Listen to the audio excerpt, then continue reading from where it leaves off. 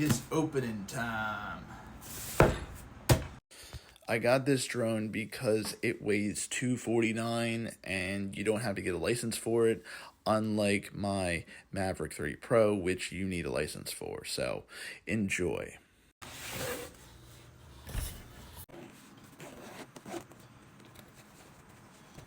We have the controller.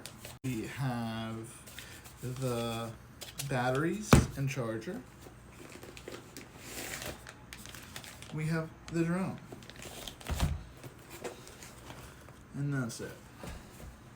We got useless packaging, a whole bunch of warnings, and we got wings, an applicator, cords for charging, and these bad boys. Everything was super easy to unpack, and it was laid out all neat and nice inside, and everything came out like a gem. It was packed fantastic. And it has a cover on it too. Alright, we just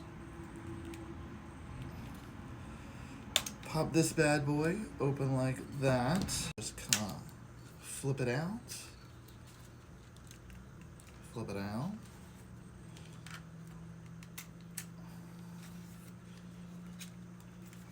And there it is. This is DJI Mini 4. If you do like these unboxings and drones, follow me for more.